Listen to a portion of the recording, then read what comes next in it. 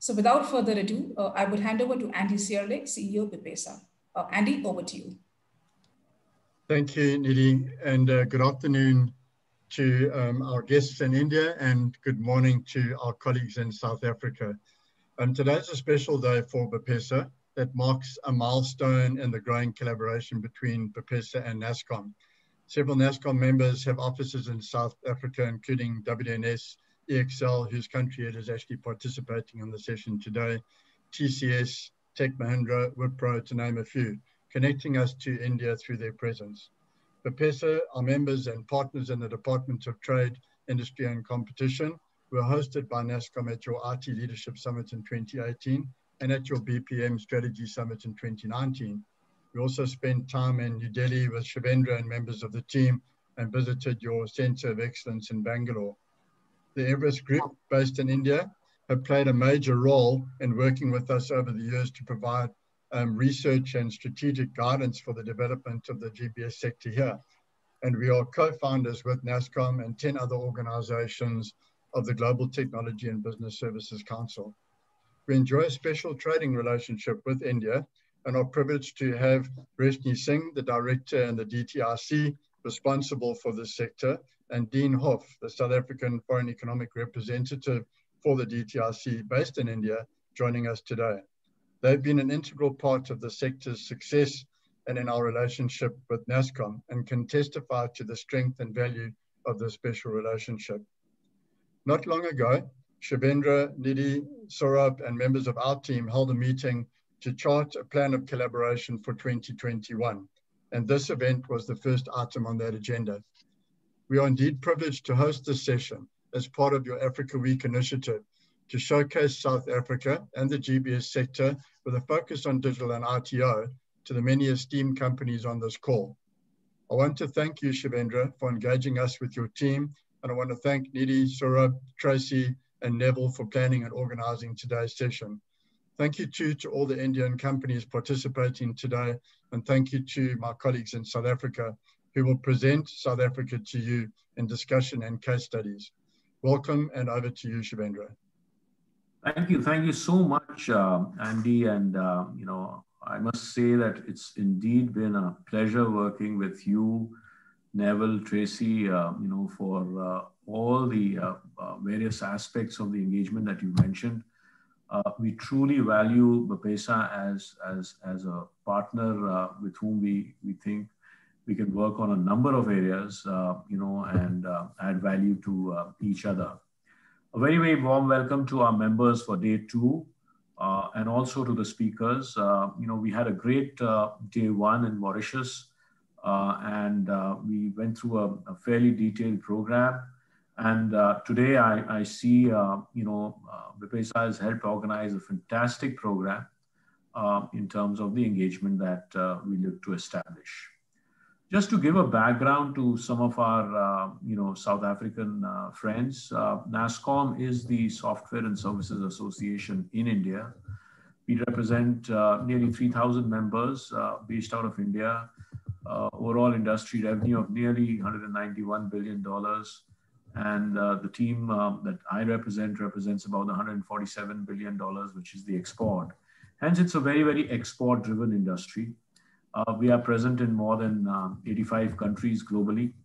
But we do see that we still have a very, very strong US and British bias. For some reason, about 80% of the exports, are to these markets. Our role in this department is to try and see how we can look to diversify, and no better time than the current time, because we know that we've all been fighting against the pandemic, and we're all proud to be a part of the tech sector, given how critical a role the tech sector has performed, whether it's maintenance of critical healthcare infrastructure, development of the vaccines, and many other areas. The fact that we are doing this session today in the way that we are doing it is in itself a testimony. A lot of the growth, as we all know, is happening in the digital technology space, what we call the new tech space, artificial intelligence, robotics, cloud, IoT, cybersecurity, blockchain. These are the areas where we see a lot of development. And I think from a South African perspective, there's a great strategic fit, in terms of the value we can add to each other. Andy did mention the names of a number of large Indian organizations who are present, but amongst the 35 plus companies who are here, I know for a fact that a number of them are, doing really good work, in terms of the areas, and are pretty hungry and have the appetite to grow. And South Africa could be one major market that, we could, look at, doing business and establishing themselves. I would, urge our friends from South Africa in terms of speakers to kind of spend some time on the nitty-gritties of, how to do business in India, cultural nuances, setting up, taxation, regulatory aspects, because South Africa, out of the whole African continent, works in a very, very matured way, and definitely has, different nuances to it. So I think that would be very, very, useful as something to look at. One of the things I must point out from our industry perspective to our South African friends is most of our companies now classify themselves as talent companies in a way, because, this whole concept of an agile distribution model in terms of what, companies, pride themselves on. So while we talk about new age technologies, I think from a demand side, I think there are huge supply side bottlenecks on talent, and our companies are focused on growing that talent and also being present in countries where you have, supply of talent. And BPESA and NASSCOM are speaking to each other on how we can build that talent. I know BPESA has made great forays in that field, and we'd love to see how that happens, because that would really, really position South Africa as a very, very strong contender in terms of a global workforce because of the agile model, which is going to drive a lot of development.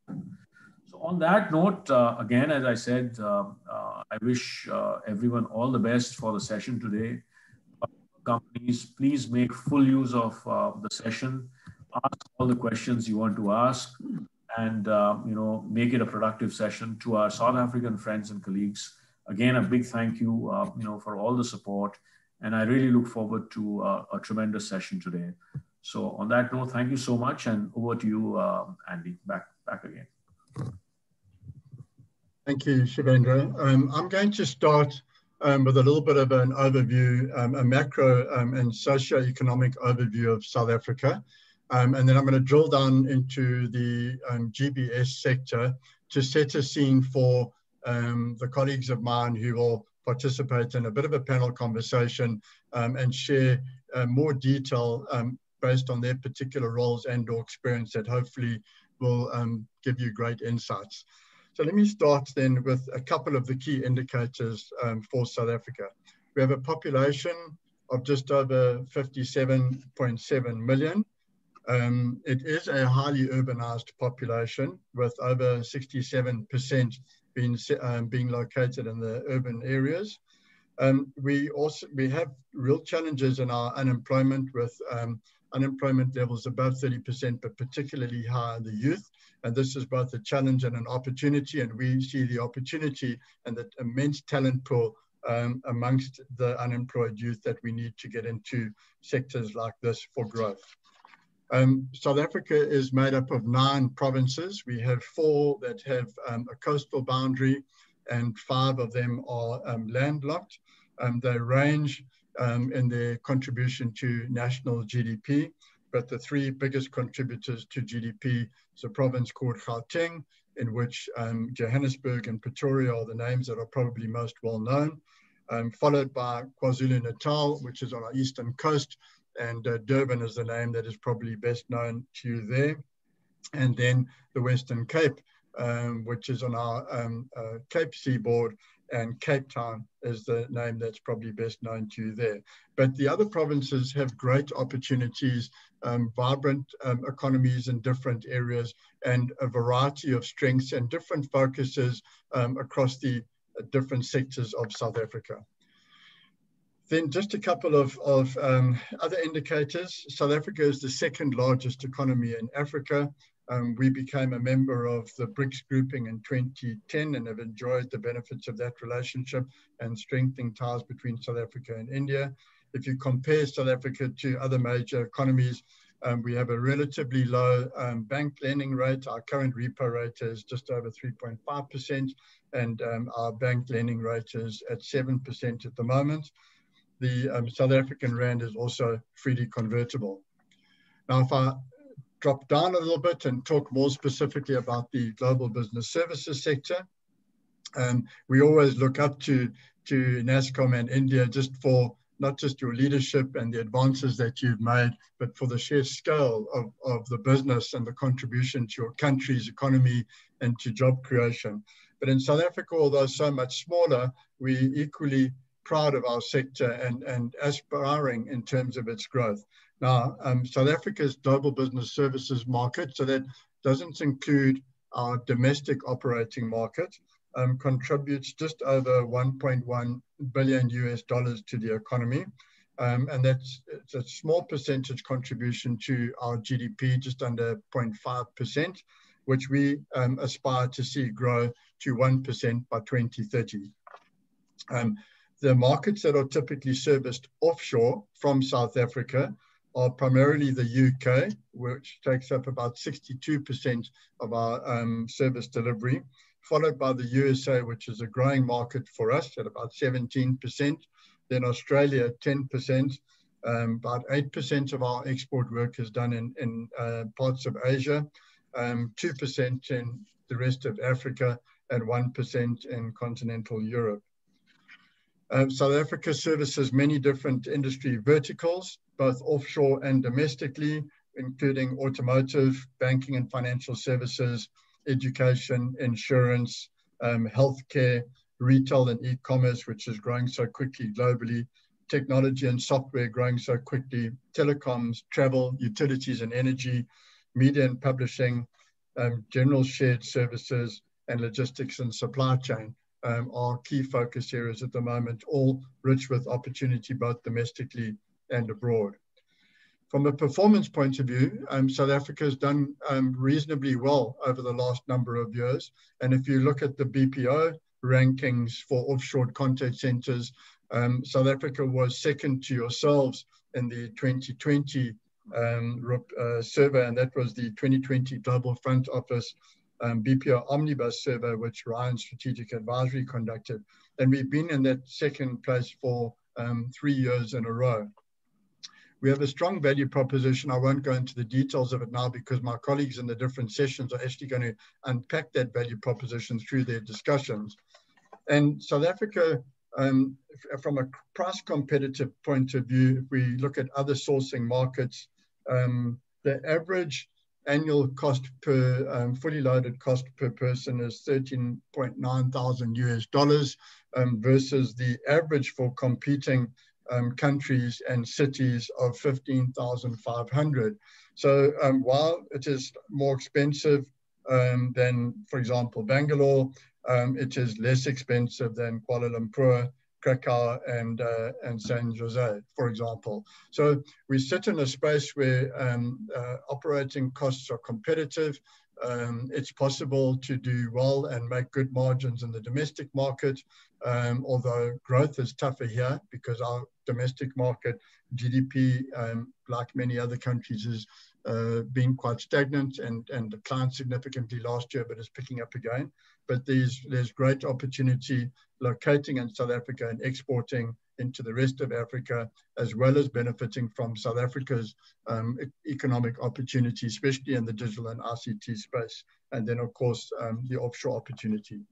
So with that, it gives me great pleasure now to welcome my esteemed colleagues to this discussion. And by way of introduction, I'd like to start by introducing and welcoming Dean Hoff. who's the foreign economic representative for Invest SA, part of the DTIC based in India. Dean is going to talk a bit about the role that he can play supporting NASSCOM and BPESA. Dean, we miss you in South Africa, but we're delighted that you are representing this sector in India, together with all the other economic sectors of our economy. You and Reshni are such a part of the history of this sector, and you've both been very much a part of the great relationship we've established with India over the years. Dean, please, in your role and also speaking more broadly on behalf of Invest SA, will you share with our guests a little bit about your role as the FER in India, but if you can talk to them also, please, about Invest SA, about how Investors are set up to support companies coming to South Africa, investing in the country, making it easy to do business. And if you can describe the functions of our one-stop shop, and then also just elaborate on how you in India can help facilitate trade relationships and activities between the two companies. Over to you, Dean. Thank you, Andy. It's a pleasure to be part of the event this afternoon. Good morning to my colleagues and friends back in South Africa and to the delegates from India. As Andy rightly said, I have been involved with the sector for over 10 years, and I feel it's a sector that has a lot of potential, can greatly contribute to the bilateral relations between South Africa and India, and mutually benefit those that do invest and look to leverage South Africa from an investment destination. In beginning the discussion, I feel it's important just to set the scene, as Andy requested, on the role of Invest SA. Invest SA for our Indian delegates would be similar to Invest India. And our role from an Invest SA perspective is to facilitate and to attract foreign direct investment into South Africa and to support domestic investment through the growth trajectory. So in doing that, there are numerous services that we would offer in terms of services such as investment information. It's always important that companies, when taking an investment decision, are aware of the environment, the regulations, the cost of doing business, and the support mechanisms that government and industry have on offer. So that would be one of our key offerings, is investment information. And that covers economic information, regulatory environment, the legal environment, the ins and outs of doing business in a country. The other important information and service that Invest SA does offer is facilitation services. So in terms of facilitation services, you're looking at a broad basket of offerings. Here we're looking at, besides what's commonly thought of as visas, it's guiding people in terms of intergovernment regulations, bringing in the actual departments that are necessary for that investment to actually work and to prosper in South Africa. We also have what we call the one-stop shop in South Africa, which is being rolled out across different, in India refer to them as states, in South Africa we call them provinces. There is a one-stop shop already in Gauteng. There's one at the Department of Trade and Industry head office campus in Pretoria. We have another one in Cape Town, in the Western Cape province, and in Durban, and actively rolling out these one-stop shops across the country. So what does a one-stop shop have to offer, and how can you benefit? Basically, a one-stop shop brings in all the facilitation services of government.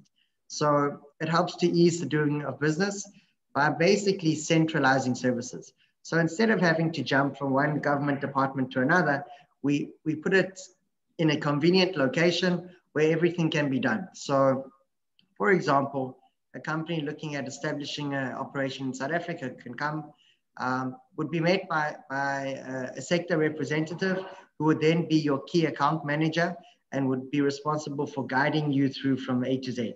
So that person would then bring in what we call the Companies and Intellectual Property Commission, who would guide you on establishing a business in South Africa in terms of the best method and mode that's available, be it a branch office or a proprietary limited company in South Africa, and guide you on generally the different benefits. You would then probably need to speak to the Department of Labor as a key stakeholder in understanding what the labor requirements and laws are in South Africa. That service is available, and those representatives would be in the one-stop shop. You would also then need to register from a tax perspective. We would also then link you to the representative banks, because you'd need to open bank accounts in South Africa. So all the respective services would be there. It obviously depends on what type of investment and which departments are needed. But needless to say that it is a system that has been implemented for a few years. It is working well. We do have case studies and testimonials to that effect. And from a departmental perspective, there are certain key requirements that would need to be met. And of course, in terms of accessing the incentive, and there we would bring in our sister departments from the incentives to discuss the offerings. But I think in terms of my role specifically in India, in driving the trade and investment relationship, it's to actively engage those companies that have an interest in South Africa, and not only those companies that have an interest, but also those companies that we've actively identified where we feel would add value to the South African offering, and South Africa would add value to their global positioning. So we do look at undertaking research and approaching companies directly. But as you would be aware, India is a vast country. We are a small office, so we do need to leverage off the capabilities of the likes of BPESA and the relationship that they do have with NASSCOM in helping to mutually benefit and service these prospective investors and clients. If there's anything I've left off, Andy, please feel free to raise it or ask me during questions and answers. But needless to say that we are operating on a rotational basis, but most of us do come to the office regularly. We're able to troubleshoot, and we're ready to assist where needed. Wonderful, Dean. Thanks so much. And there may well be questions towards the end, or I'm sure people can contact you via Nidhi or Shivendra or the team. Thanks very much, Dean.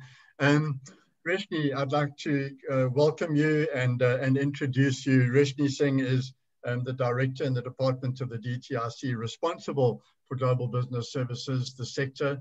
She also oversees the incentive program that Dean referred to. But very importantly, Reshni is a part of the government team, is a partner to business in South Africa and the Global Business Services sector. Reshni, you've been involved in the growth and development of the sector for many years, and are together with Dean and your colleagues in the DTIC and InvestSA, a key partner to BPESA and business in the sector. I'm sure our guests are really curious about the type of support that the DTIC offers to investors. And please, will you also share with them a little bit about the priority status that the sector enjoys with government, about your role, about the incentives themselves, and other support that the DTIC can offer companies coming into the country, and then, of course, a little bit about our partnership. Over to you. Well, thank you, Andy, and thank you, Dean. Lovely to see you again, Dean. Good morning, everyone. Such a pleasure to reconnect with NASSCOM and to see our relationship unfold to this level of collaboration over the past few years. I personally love NASSCOM and the conferences, and I must admit I'm really missing my annual trip to India in February for the conference. That is where all of this started many years ago. And so wonderful to actually be reconnecting once again. So with regards to the DTIC's role in terms of the sector, the global business services sector is seen as a priority sector in government as a whole in South Africa. However, the key department in which the sector strategy resides is the DTIC, which stands for the Department of Trade, Industry and Competition, and that's where both Dean and I come from. The key objectives of the sector is employment creation opportunities primarily for youth within primarily for youth in the country. And we have a secondary objective of encouraging export revenue. The sector in South Africa has evolved significantly over the past decade to a point of maturity that can be closely aligned to the BPO and ICT sector in India. So just to touch on Andy's point around the priority status, I mean, the sector is now seen as a huge priority by the president himself, very similar to the way the sector is prioritized by the Prime Minister in India. We have, the sector is one of the key enablers for the presidential youth employment initiative.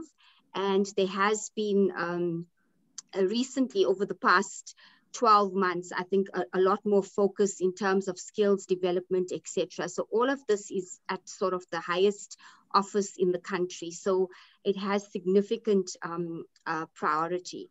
From a DTIC perspective, in order for us to create an enabling environment for the growth of the sector, there are 5 key focus areas which will which we have, and this resides in what we call a master plan. So each of the priority sectors in the country has something which is called a master plan. We are currently in the process of developing a master plan for this particular sector. However, there is a current customized sector strategy around the global business services sector. And this covers areas such as investment promotion, which Dean spoke a lot around, because that's what the mandate of Invest SA is, together with the foreign economic reps. So the investment promotion involves both what we define as broad-based marketing as well as targeted marketing across our key source markets, which Andy already mentioned, being the UK, the USA, and Australia. However, it's not limited, but I think a lot of our initiatives actually get focused into those key regions. The third area of focus is a skills development strategy to meet the demand. And it has recently been focused more on digital skills. So there are colleagues on the call that will present later on that would elaborate further in terms of the digital skills. The fourth focus area is around industry mobilization, to ensure that there's collaboration between industry, government, and other key stakeholders to ensure maximum outcomes of our key strategies. We recently, these stakeholders would also include international partners such as NASSCOM in this case. Lastly, we focus on creating a competitive location. And as such, we've developed a 5-year incentive package. So the GBS, or previously known as BPO sector in South Africa, had incentives that were first initiated back in 2007. And over the years, that has evolved to the point of where we are currently. And the incentive program is called the GBS Incentive Program. It is a 5-year cash incentive package, which is OPEX in nature, and which means that it contributes directly to your P&L. And it currently contributes approximately 8 to 12% of your OPEX, depending on the nature of services that you are offering. And these incentives are paid, so the cash would actually flow to the recipient every quarter. So you would get annual approvals by government, and the cash actually flows every quarter, which is actually quite favorable for businesses from a cash flow perspective. We have a formal partnership with BPESA. BPESA is a DTIC accredited national industry body, similar to NASSCOM in India. And that formal partnership is in the form of a memorandum of agreement between ourselves, the national industry body, as well as Harambee, who is seen as an ecosystem facilitator to assist us in driving the growth that we envisage. So Dean has touched on the investment climate and facilitation of investment in South Africa. I will allow my other colleagues to further elaborate on key competencies and skills development initiatives. And then I would like to encourage you all to engage with Dean. I mean, he's closer to you all, based in Mumbai. So, and for those of you who didn't know, he's always been my co-pilot in flying the GBS sector flag across the globe. So he's actually sitting with a wealth of information to be able to assist you. I think he doesn't speak much about it. He likes to see himself more of a generalist, but I still think he's very much a GBS specialist. So please do engage him. If there's any questions or anything that I haven't covered, Andy, I'm happy to do so with a prompt from you. But it was a great honor to be able to engage with you all this morning, and I'm looking forward to further collaboration. Thank you. Roshni, that was fantastic. Thank you very much. So certainly I don't think anything to add for where we are in the discussion now, but please, anyone who has questions, you can direct them through Nidhi or Tracy to any of the panelists. It gives me great pleasure now to also welcome Juanita Clark. Juanita is the CEO of the Digital Council Africa. And Juanita, as the leader of the Digital Council, you're at the forefront of South Africa's drive to roll out digital infrastructure, with most of the big fiber optic companies and wireless infrastructure companies amongst your members. India has had as their vision to become the digital center of excellence in the world, and would like the country to be thought of as, if you think digital, you think India. Please share with the audience where we are in terms of digital infrastructure, services, costs, and policies, and also to let the companies on this call get a sense of how easy it will be for them to conduct their business. Many of them are digital companies. In fact, all of them are across their different service lines. But how easy would it be for them to come into the country, set up and conduct their businesses, and or invest in the infrastructure rollout in the country? Over to you, Juanita. Thank you, Andy, and good morning to you, and good morning to all the colleagues. Good afternoon to everybody in India. I must say I wouldn't mind myself just going back to India as soon as the borders are open. I think many of us will be making those trips.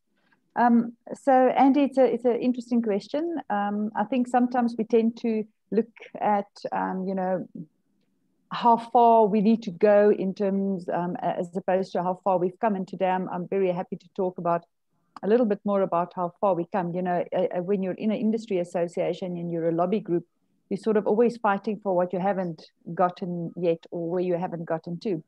But in fact, South Africa is a very mature telecommunications market. Few people may know this, but we've got more than 440 fiber network operators.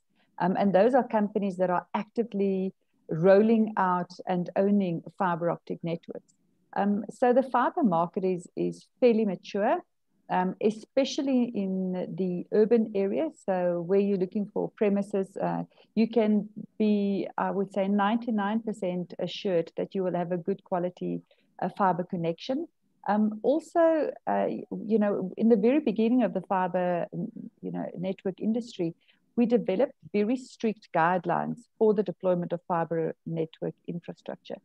So we're very proud of the quality of the networks that have been deployed. We've got very limited aerial cable. In fact, in the commercial areas, there's almost no overhead fiber optic cable. So all the cable are below ground, which makes it highly secure.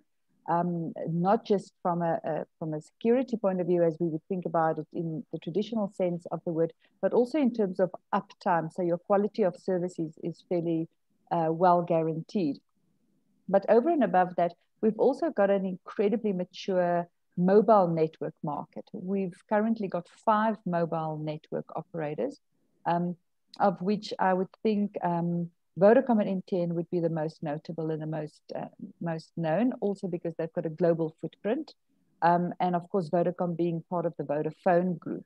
But between them, you know, both of them having more than 40 million customers, so a lot of people having dual SIMs.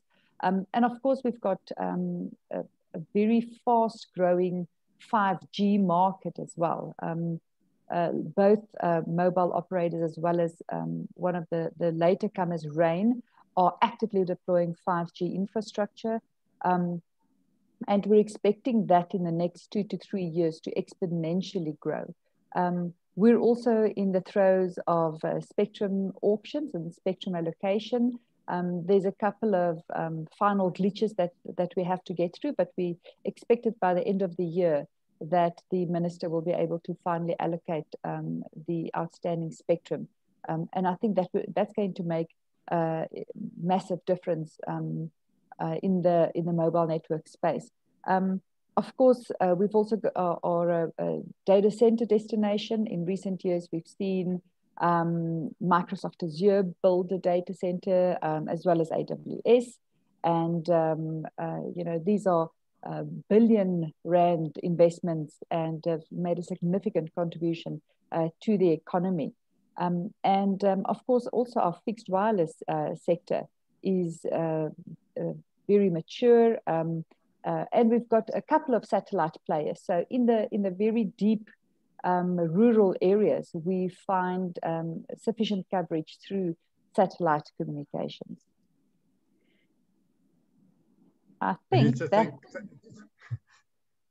that's it from me.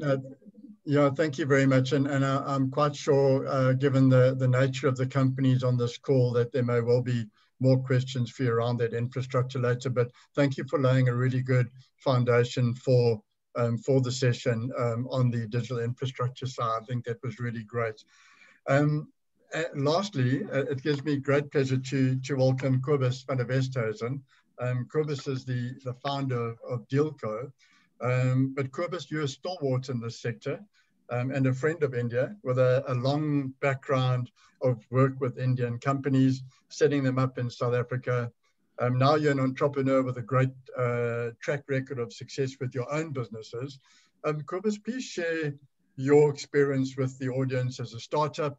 If you could talk about how easy it was to navigate the system in South Africa, how did the startup process go? And please also describe the opportunities that you can access from South Africa and the domestic and the international markets. Over to you, Kobus. Yeah, Andy, thank you very much, and thanks for having me on this event. I've been, associated, believe this or not, with Indian companies for just over 20 years now. And, people say to me, why am I getting so gray? And that's potentially one of the reasons for that. But yeah, I've obviously have a strong affinity, with India and the Indian businesses. I'm founder and CEO of 2 companies. We're speaking today now here at this point with about my company called the Deal Company. And the Deal Company has really been helping companies, or leveraging our experience to help companies to land and set up in South Africa successfully. I do have the sort of the street rap or historical street rap that I brought the first Indian BPO company to South Africa in 2007. And I'll explain how that happened, because that's a good case study at the time. And we're currently actually busy helping Wipro.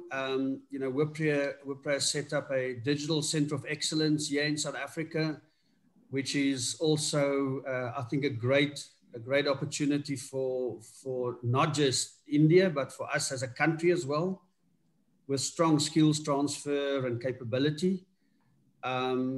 So yeah, I mean, I started really working with India when I was still in the United States. That was in the 2000s. Before that, when I worked with a company called Precision Response Corporation. And at that stage, you know, the Indian, the USA companies, BPO companies was offshoring strongly into India. And that's actually how I started my relationship with Indian BPO companies at the time. It was BPO, you know, it only became BPS later when more services were added. But when I came back to South Africa, you know, in 2004, I felt that our local market can be matured and stimulated and grown by strongly aligning ourselves with India, who at the time was obviously the biggest and still is the biggest BPO company, a BPO country in the world. So that's why I sort of jumped on a plane and went to speak to the SR group. At the time, it was called Aegis. Lately, they're known as StarTech. But yeah, we basically went there with a flimsy business plan, and we convinced them to set up a business here in South Africa. That happened in 2007 when we actually set up a whole new structure in South Africa with Aegis South Africa. And I think the rest is history. They're still in South Africa. We've grown that business over the subsequent 4 or 5 years to a $30 million a year business, really from 4 people to 2,500 people. And I think the way we did it successfully is with such a strong collaboration on so many different levels. And I always say to people, you have to be able to partner really well. There's local expertise, there's local management, there's local know-how. And if you can combine that with the Indian best practices, the Indian experience, and the Indian companies, that's how you're going to be successful in this environment. And that's been proven, you know, over time as well. Companies like Wipro, like WNS, the EXL, you know, the Indian companies who came here and landed successfully are all still successful today. Couple of reasons why I think it was successful is there is a strong cultural fit. I mean, there's really a good, strong cultural fit between South Africans and India businesses and people. You know, if you now really want to get technical, 180 million years ago, we were part of the same continent, you know, and then India broke away and, you know, and collided into the Asian continent. But there's a strong alignment. It's easy to do business with. I've felt that from both sides, if you speak to the Indian companies, it's easy to do business in South Africa, and we feel it's easy to do business with Indian companies. That strong skills transfer is very necessary. They've been in BPO, they're very mature, they've been doing this for much longer than we have. And if we are open to learn from them and they open to leverage our local skills, for instance, you know, when it comes to your local laws, your compliance, your HR environments, there's a lot that they need to navigate through when they come to South Africa. And if that gets successfully done. The other thing was the DTI, you know, government support, DTI incentives. At the time when those DTI incentives were launched, we leveraged that. We went to the Indian companies, and it was obviously a good incentive for them to come here. And then the support as well from government, from BPESA, from DTI, we cannot ignore that. It makes it easier. There's always people available. There's very mature recruitment companies, partners that you can partner with. So I think for me, in the 5 minutes that I have, is you know, to just highlight that there are good case studies. There's good opportunities here. We see it now again. I'm almost doing it like the second time now with Wipro, and that I think we've matured a lot. We've learned a lot. And now that infrastructure is in place, the practice is in place and the way to do business is in place. So I think we're very well positioned to grow, to grow that partnership here, whether that is through an acquisition to localize effectively, whether that is through a partnership, or like EXL did very effectively, a design, build, operate, transfer model. That depends on your strategy, but I think we have now the track record to do it effectively and help Indian companies to localize here. Cobus, thank you so much. And it was just a very insightful sharing from a practitioner's perspective. On that note, I want to close our session and thank all the speakers and contributors for the great insights, for the information you shared about the investment environment and opportunity in South Africa. And I really hope that that's been helpful for our guests on the call. And with that, I'd like to hand over to you, Neville. Thank you, Andy. And yeah, thank you to everyone that's on the call. Good afternoon to you.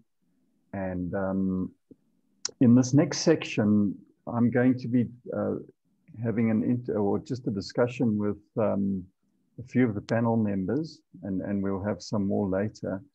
But this section covers, how South Africa has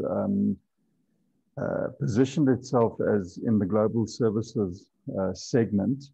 South Africa has enjoyed an impressive 24% year-on-year growth in the GBS sector over the last 4 years, mainly in the BPO area, but emerging also in the ITO and the managed services, where we're starting to deliver on extremely high value and high quality services. And then also we have a growth of skill and skills development within the country. We'll cover that in the next section. And then in the final section, I'll be talking to Cobus again and some of my other company colleagues, and we'll get into some of the company details and technologies. So in this section, I'd like to start off with just, welcoming Jean-Pierre JP Horn onto the call. JP has been involved with industry in South Africa for many years and is currently the head of healthcare at AWS. I also want to welcome Pratap Rao, the country head of EXL, and then Andrew Mayer from Dimension Data, an NTT company that is the executive from Eastern Cape. And so to get the ball rolling, Pratap, can I ask you to just give us a view from your perspective? I know you've been involved in the GBS sector across Asia and South Africa, and you've had a lot of experience in this area. And just from your perspective, your experience in South Africa and how you experience the operations from a skills perspective, but also from an operational performance and the value that you can offer your clients globally. Thanks, Pratap. Oh, thank you, Neville, and thanks for this opportunity. So I'll just start off with a little introduction about myself. I mean, most of the people will be familiar with EXL. I will correct Cobus, we're not an Indian company, we're a global company based out of New York.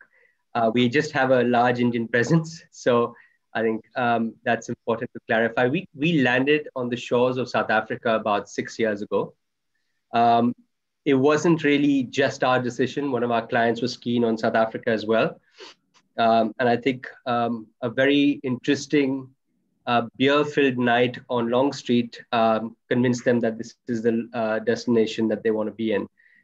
So we partnered with our client, a UK-based large PNC insurer, and we got into the geo in 2015.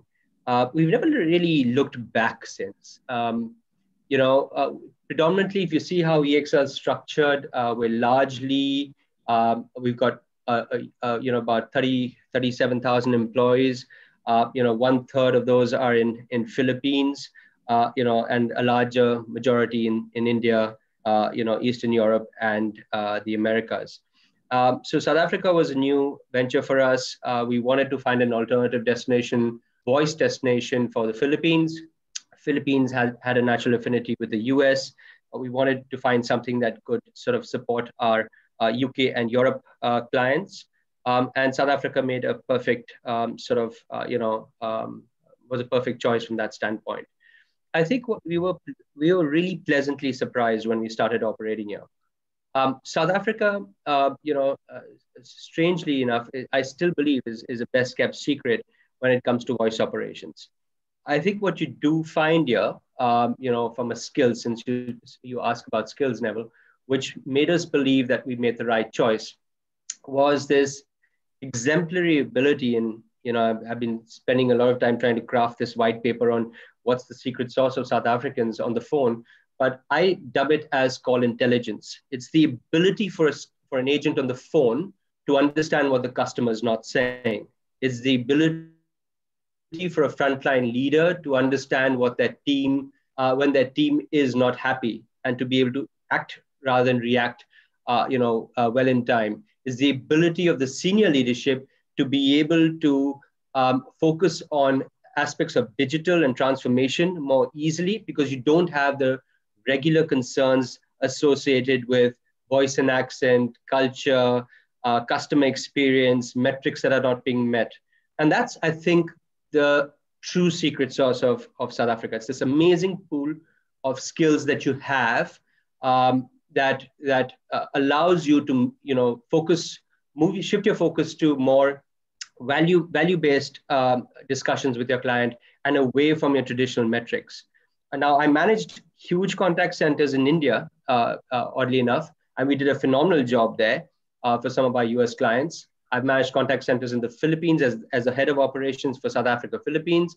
And when I came to South Africa, one of the things that surprised me was that with very little training, you could actually get your staff to deliver exemplary customer service. And I think that now has become, is moved from being an urban legend within our company, because sometimes you've got to convince your sales guys within your company before you start going to the market. And our sales guys now are knocking on our door regularly to try and bring voice work into South Africa. We've even got some back office work, which is traditionally, something that we would put in India into South Africa, because we feel that there's a certain level of complexity and reading between the lines that is, right up the street of a South African processor. So that's on skills. I think the government really supports us from that standpoint. I think that DTIC has been phenomenal.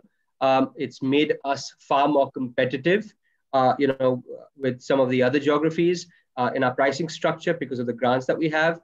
And if you funnel those grants back into your employees in R&R and incentives, I think it's a beautiful loop that actually drives your continuous improvement strategy. And I think if I take a couple of steps back and I were to see, interestingly enough, I'm actually presenting a strategy deck later this afternoon to our EC on South Africa between now and 2023. And I'm very confident, without disclosing numbers here, but I'm very confident that we can more than quadruple our size in the next 2 years. And we're already on that trajectory. What COVID's done for us is clearly defined that there's an urgent and immediate need to have a diversified setup for all our clients. So a lot of our clients now are looking at South Africa as an alternative to the Philippines. The US market is growing. So we were typically opportunistic about the US market. Now we're pretty bullish about it. So I think South Africa with the skills at the base, with the pool size across various regions, tier 1 and tier 2 cities, and to cap it all, I think with the investment that's being made in digital and transformation is a right location for organizations like EXL. Brilliant. Thank you, Pratap. That was a good overview. JP, as the head of health at AWS, what does your experience mean? Because I know you've been in the industry quite a long time. You were involved in AWS from the beginning when they decided to invest in South Africa. What was that decision based on? And how have you been able to manage it through the process? And I know you've got a few minutes, so thank you for that. Yes. Thank you, Neil, and good morning to the colleagues, both on the call and the international colleagues. Yeah, so I think it's quite an interesting discussion that I've heard to date. You know, I mean, South Africa offers a huge amount of potential that's been articulated by some of our panelists already. But I think particularly for us as Amazon or Amazon Web Services, you know, we made a strategic decision back in 2004 to invest in the country. We essentially, you know, had looked at our organization holistically sort of across the world. And, you know, whenever we look at making sort of significant strategic decisions and investments into a country, we base it very much on the principles that has guided us over the last 20 years and has really been a success for Amazon over this time. Those principles have essentially been sort of putting the customer first, making sure that we're very much focusing on what it is that our customers are wanting in the region. Secondly, it's focusing on inventing, right? Our whole premise of our business has been underpinned by the ability to be able to invent and simplify. And thirdly has been the premise of be patient. I think we all know that, you know, the ability to be able to invent and simplify and invest takes time. It doesn't happen overnight. So if I look at, as you know, if we look at Amazon as a organization, you know, eventually started our business back in 1997 with being able to provide books, online books. I think you have the ability to order books. If you look at today's day and age of Amazon, it has broadened its innovation portfolio domains, you know, tenfold. It's gone into the areas of video streaming, to Kindle readers, to home entertainment systems, you know, to grocery deliveries out in the US and the UK. And then of course, our cloud computing business, which is AWS or Amazon Web Services. So I think a lot of this innovation, like I mentioned earlier, has been centered around this concept of putting our customer first. And that is saying, you know, start every process with the customer in mind and work backwards from there. So when we looked within the South African context, or even just focus in our EMEA region, the Europe, Middle East, and Africa, it was very much governed around the needs that were driven by those customers within the region. We also took a very long-term thinking approach to be able to understand if we're going to make investments in this area, it's got to be long-term, right? We've got to be able to ensure that the investments has a high return for our customers, but also for us as an organization. We also very much on the premise that if we want to invent in the space, we've got to be willing to fail. And I think we've seen this over the term of our, you know, of our, what's it, 16-year plus time that we've been in South Africa. We've had many, you know, opportunities to invent and fail. And obviously it's a great opportunity for us to learn from those failings. So the ability to be able to ensure that we are learning is quite key from that. So I think I've alluded to the fact that what is very interesting from a South African context is when we opened up our Amazon Development Center, it was one of 3 centers for us across the world. So we've got a development center in the US, obviously down here in Cape Town, and then India is our 3rd development center in Hyderabad. So those are the 3 areas for us that we decided to make, you know, both time zone based in each of the major sort of sectors of the world. What is quite interesting is that in 2006, oh, forgive me, sorry. What's something playing in the background here? I'm not sure what it is. Sorry, I think I know what it is. Sorry about that. Yeah, so when we started our business in 2004, 2 years later, we launched a product which was called Enterprise Cloud Compute, which is essentially a fundamental part of our computing business. And that was developed in the shores of Cape Town, very strangely enough. So we had a gentleman that was an ex-South African based in Seattle. He was asked to head up in operations. His name was Chris Pinkham, and he was brought down with the team from Seattle, wanted to return back home. And they were then a team that essentially developed this cloud computing product, which is now essentially the product that we use globally as our central compute capability across our business and across the world. And a big part of the reasons why we made those moves was very much centered around sort of British and American countries, firms are wanting to be able to cut the costs of the use of services, compute storage services, database services, and being able to do so at a 30 to 40% sort of price reduction and being able to provide it out of South Africa. So that was a big driver for the move at that time. The fact that obviously, we as a country are English speaking and we fit within that sort of time zone based for Europe area, very close to Britain as a time frame area. The fact that we've also got very sophisticated, insurance, banking sectors, I think that pool of qualified skills that was called out earlier, as well as sort of well-developed telecoms and IT infrastructure. Those were sort of the major drivers for us to be able to create a good business or conducive business environment, making sure you got access to those English-speaking skills, the infrastructure that's needed. Also, the cost of bandwidth and the lack of electricity supply, however, has been some of the challenges that I think we've experienced in the space. But we've circumvented a lot of those processes by not only being able to ensure that we have the ability to manufacture, if we can call it that, our own green energies to supply in our data centers down in the region, and then be able to ensure that the infrastructure from a bandwidth perspective, we actually lay that fiber infrastructure ourselves to mitigate those kind of risks. But all in all, I think that is why essentially AWS has chosen South Africa, specifically Cape Town, because that's where the bulk of our infrastructure lies, as a destination of choice. Which essentially has brought us to the point when in April last year, we launched our Amazon region, which is essentially a series of hyperscale data centers that now essentially supports that entire Africa region, and essentially is our footprint into the rest of Africa. I think I'll leave it at there just to give you a perspective as to why we've chosen it. But from our perspective, it's been a significant investment. I think that was alluded to Andy earlier, a multi-million-dollar investment for us. It's a long-term investment, very much focused around skills development, but also job creation. You may have seen in the media last year, we made an announcement where we were employing 3,000 remote workers. And those are contact center agents, essentially, that can work remotely from home.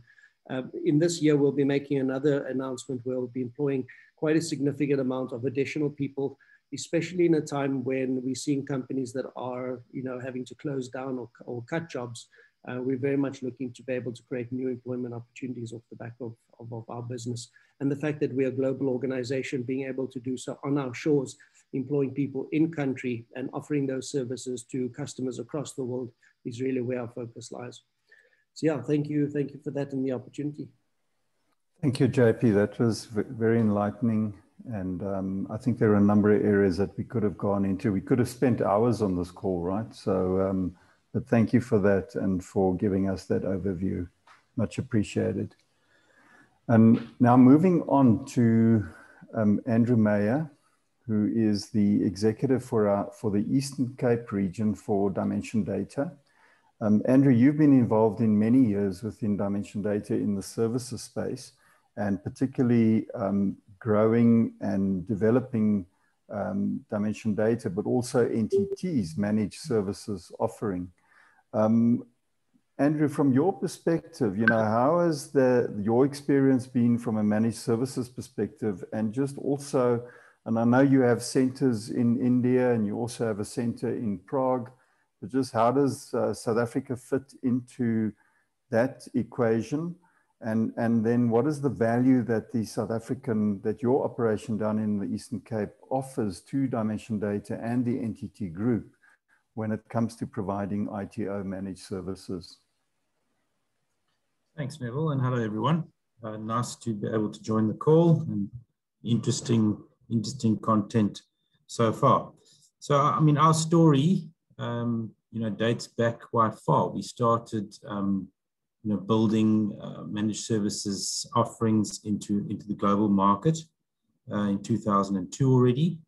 And we, at that point in time, it was really built around a particular client of ours, which was an anchor client in the Eastern Cape. And as they invested into the rest of the world, we kind of expanded the managed services. So it all kicked off, 19 years ago in that fashion, but has very much matured into a success story for us. So, I mean, what we do from here is quite interesting. We provide monitoring and support. We provide, consulting services across, the entire, ICT landscape for our clients. So we do infrastructure, network and support, For many years, we did data center hosting from here, which we obviously now have migrated most of our clients, our global clients, to cloud,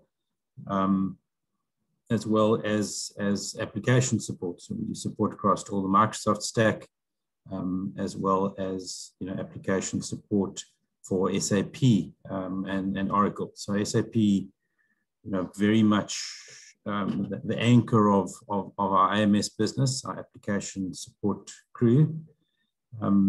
Yeah, so I mean, it is really a global story. I mean, we're into, we're providing, managed services on annual contracts, in some cases, 5-year contracts into Vietnam, Cambodia, Myanmar, Nepal, Bangladesh, Sri Lanka, countries in the UAE, and then of course, obviously into the more, the more sort of the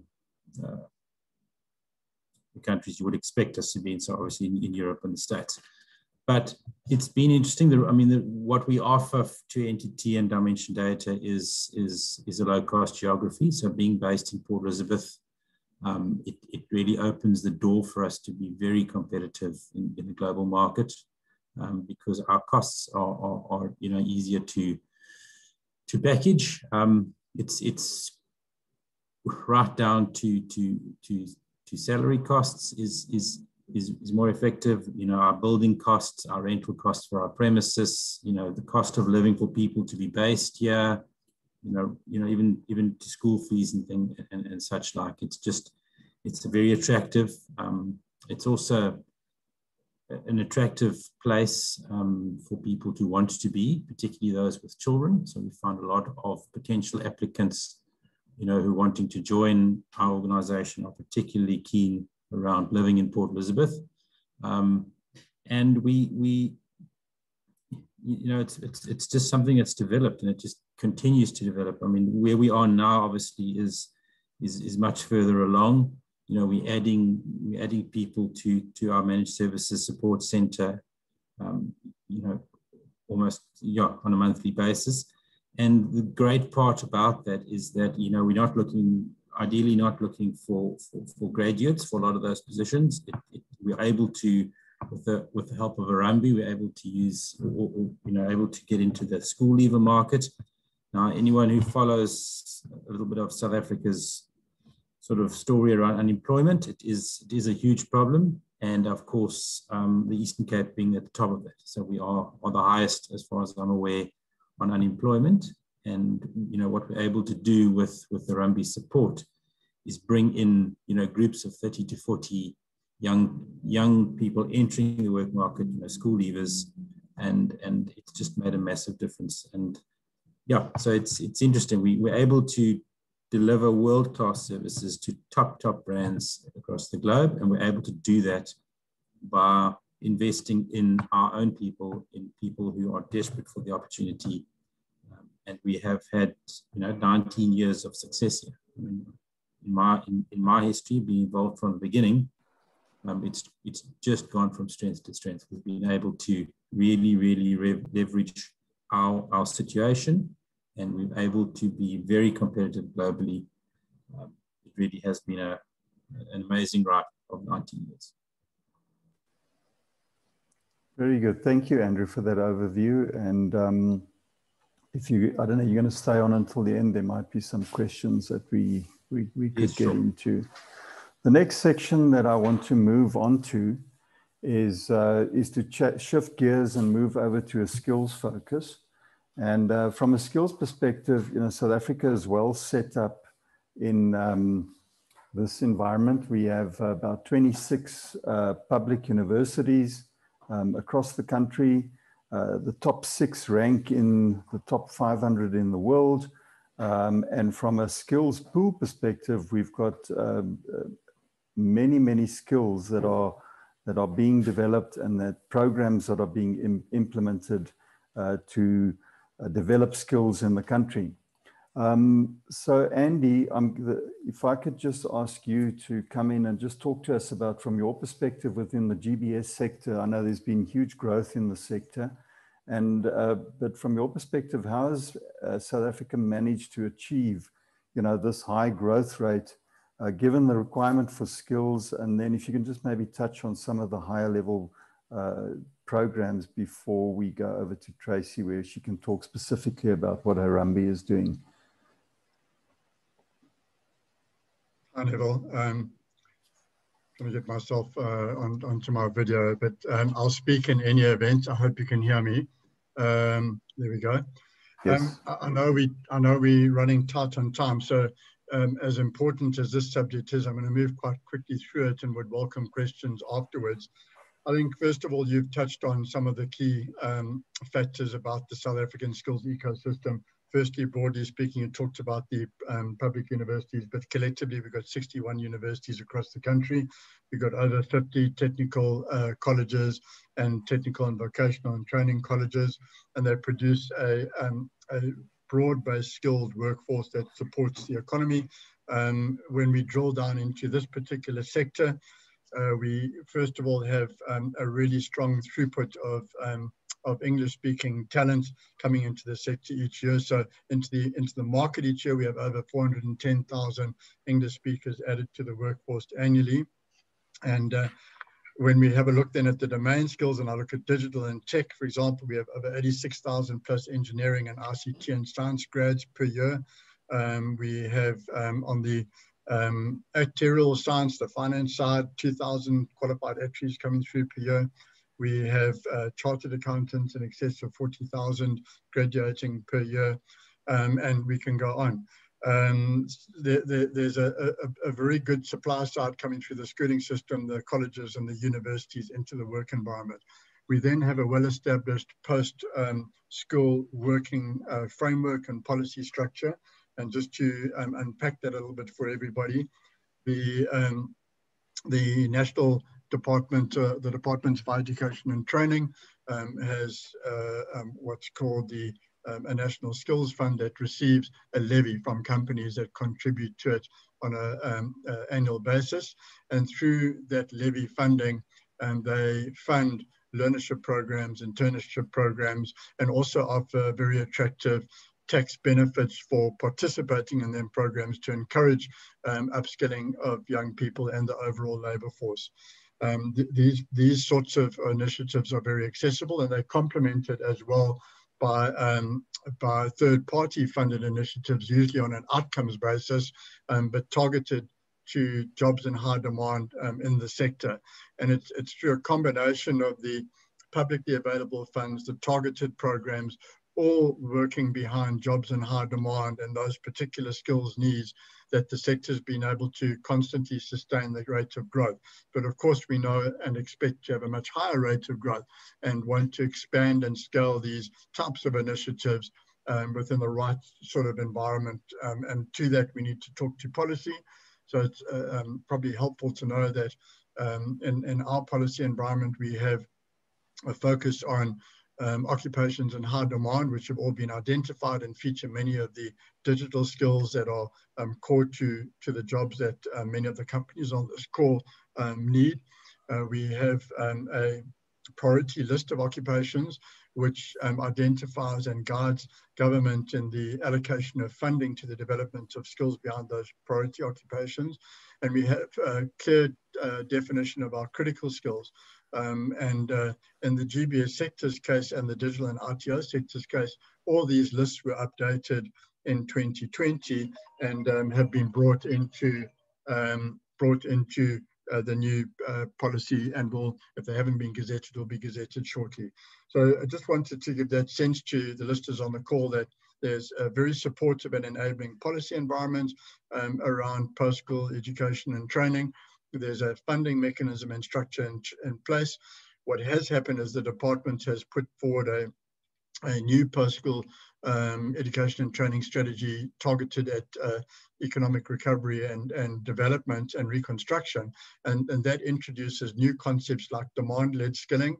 It also supports what I think we're doing all over the world, which is recognizing task-based skilling, different forms of credentialing, that are not necessarily tied to, in our world, the South African Qualifications Authority's framework, but maybe qualifications or skills that are recognized by global vendors, and these sorts of innovations and developments are ensuring that the South African supply side can adapt and respond to the demand side in quite a synchronous manner. So I think I would love to say more, and particularly about our position on impact sourcing and youth employment, which is absolutely at the core of our supply side strategy in South Africa across all sectors. But for that, I'm going to hand over to my colleague and our partner, as Reshni mentioned, the partnership between the DTI, Harambee and BPESA.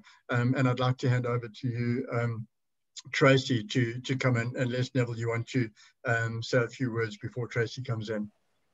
Tracy, over to you. Thanks so much. Thanks, everybody, and thanks, Andy. It's really great to be on this call today. So just to give you some context and background, Harambee is a youth employment accelerator focusing on linking young people to opportunity. This is in both the formal sector, the informal sector, and across youth service. And the technology that Harambee has developed is basically supporting the Presidential Youth Employment Intervention, which was started about 2 years ago, really to try and connect young people that have previously been excluded from the formal economy with opportunities in the economy. We've overlaid that with opportunities in the informal sector, allowing people to potentially, before they get into that formal sector, participate in the hustle or gig economy with some support across the platform that we offer. So the technology is fairly newly launched. It is iterating. We're hoping to see a very formal launch happen in the next few weeks, but we do already have 1.5 million people making use of this platform. Over time, it is going to offer bite-sized chunks of learning on a close the gap type basis. It already is got a couple of chatbots that are supporting the informal sector. And we have support via an inbound call center for young people to phone us and get support in terms of their employment. From our perspective, we're also not only focused on South Africa, we have expanded our model into Rwanda very successfully. And they are doing close the gap training and work readiness programs for young people in Rwanda already, and Kenya definitely very much sort of in the background to be the next country for expansion. So I think you can see that from some of the conversations we've had, we really are trying to take advantage for the young people in South Africa of growth opportunities like Pratap, JP and Andrew mentioned, and really try and make sure that the young people that are currently excluded from the economy get the opportunity to participate. I think some of these operators have confirmed that there is, with the right training and the right interventions, there's no shortage of talent in South Africa to fill, particularly in the GBS space, which we've identified as a major growth opportunity. We also have invested more recently in the last 6 to 8 months in a facility in Cape Town called, which we call DigiLink. And DigiLink is focused on developing specific digital skills where young people are already trained and have the qualifications to go into the private sector. But unfortunately, a lot of private sector organizations don't have the bandwidth to really be able to mentor and support and get these people up to sort of proficient levels of productivity. And so the idea is to create an incubator environment like this that allows young people to do it in a supported way, that when they go into the workplace, they really are able to kind of hit the ground running. And we really have a strategy to increase this capacity and the geography, and would really be looking for partners to work with that would be willing to support this incubator type model and allow the work, they're actually doing, sort of live work and allow the work to be done, as I say, in a supported environment through DigiLink. Harambee has got a strategy that extends wider than the GBS space. GBS has been a sector partner of ours for the last 3 years, and I can see them being a partner of ours for many years to come, just given the growth opportunities in the sector. But we are also looking at a number of other sectors, and there's a lot of overlay or overlap, particularly if you look at digital, We look at the automotive sector as well, where there's a lot of investment taking place in South Africa and growth opportunities. And I think the underpin that we have in focusing on digital skills development alongside all of the other work readiness and close the gap training that is focused on the sector will bode well for a great and solid skill pool for any operators wanting to expand into South Africa. And with that, I think that's all that I have to say, Neville. Try to keep it within the time frame. Thank you. That was great. Thank you, Tracy. Much appreciated. So with that, we're going to move on to the next mini panel, which is going to be focused on technology. And we have 3 companies joining us in this next panel. South Africa has had a culture of innovation and creativity. And I think one of the things that stands out, when one considers the approach that South African companies take, is that they tend to be creative in their approach, changing the way technology is used, and in many cases adapting industries to a point where South Africa in some areas is considered as leading the world, specifically in financial services and some of the other areas. And at the forefront of these developments are the companies that are involved in application development and software development, whether it's product software development or whether it's bespoke software development. We have a great legacy and a history of being quite creative in this area. So with the next section, I'd like to welcome Kobus, Tim, and Richard. But Kobus, if I can start off with you. Kobus is the founder of Genie AI and Analytics. This is a company that has developed advanced technology in the space of AI and data analytics. And Kobus, I wonder if I could ask you if you could just give us a rundown of, how you started this company, why you started the company, and just how it's been in terms of, I know you've been at this for a few years now, but just how do you see the role that Genie has to play, not only in South Africa, but in the broader world out there, and how you've been able to take your technology into the international market as well. Yeah, Neville, thank you. At this stage, I put my other hat on, which is Genie Analytics and AI. I really started this in 2013 when I left Aegis as country head, and I had enough of BPO, running BPO companies. And then I thought to myself, what am I going to do now? And I think the 2 things that stimulated us founding Genie AI and Analytics was the fact that at the time, there were a lot of management information systems available to the BPO market, but very few deep analytics applications or platforms where you can literally mine the information, your customer interactions, your customer data, and your CRM activities to identify really insights that can transform your business. Why are your customers contacting you? What are the issues? How do they want to be serviced, and so on? And then the second wave that stimulated this was this whole emergence at the time of AI and robotics. So as you know, in 2013, these were really just buzzwords that were flying around and very early in their stages of adoption, let alone engineering.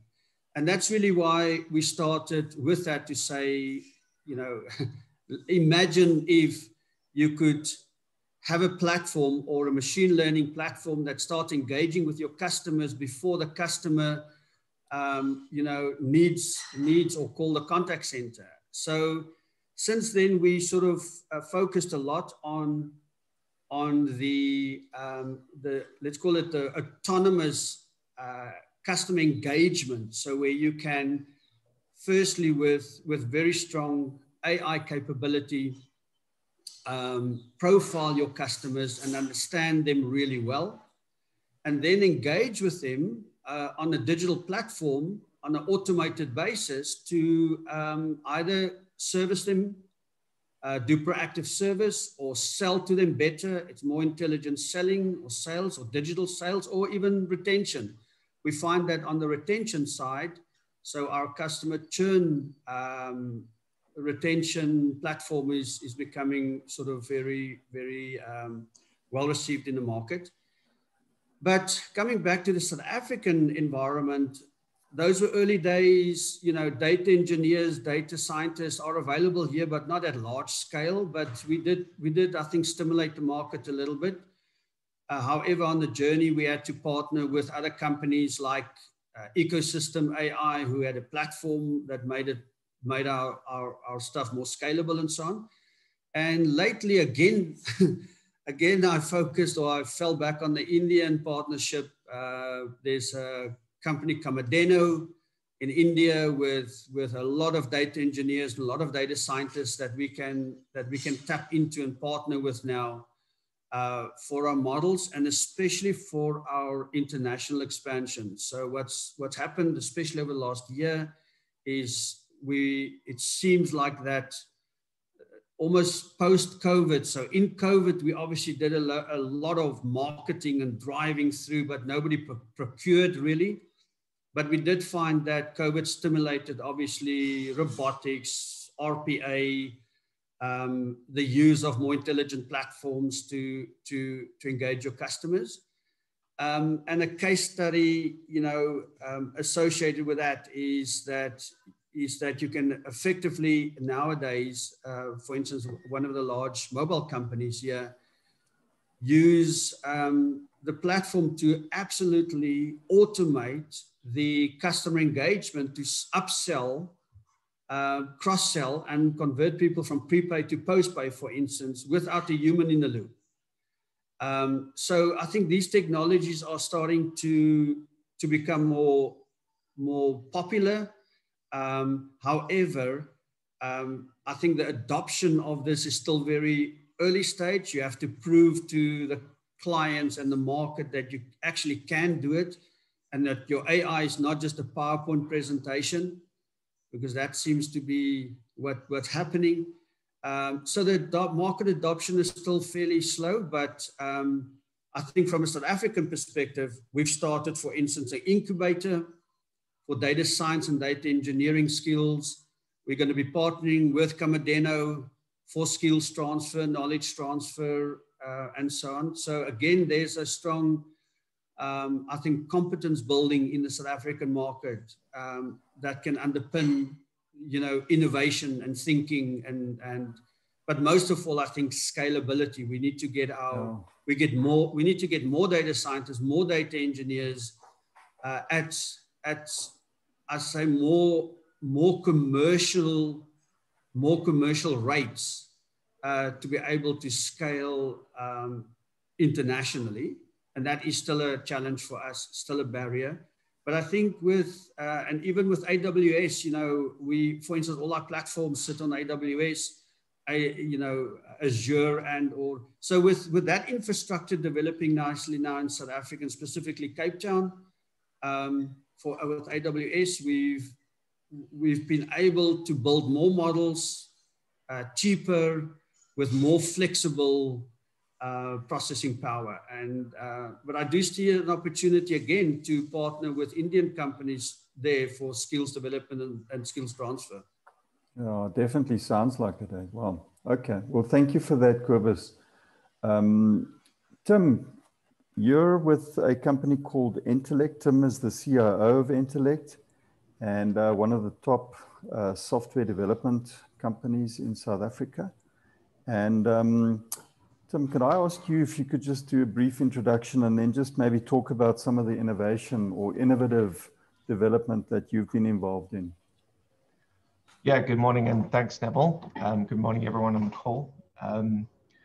Like Neville said, my name's Tim. I look after the sort of delivery and operations space at a company called Intellect here in South Africa. I think I'll take you through a bit of like what our company is and what we've done, but I think my perspective will be more around the talent problem.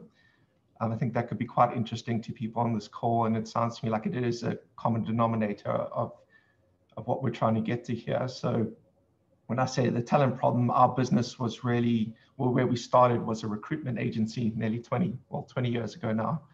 And we sort of, you know, we navigated our path on a few different options. We looked at software products and technologies. We looked at projects and contracting, and we sort of eventually found our feet in the technology services arena, where we sort of build projects for most of corporate South Africa, largely custom software development projects, rather than the sort of installation and customization of larger tech vendors' products. But about 20 years, we've grown to just over 850 people, predominantly software engineers. We've got a national footprint in South Africa, which means we operate out of the major provinces, Western Cape and Gauteng, not that much in the Eastern Cape.